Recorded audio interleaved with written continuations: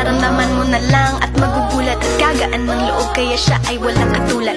Di siya yung babae na masasabing tipikal, dahil mismo ang ugali at ganda sumatotal. Ang buo niyang pagkatao ay higit sa pisikal.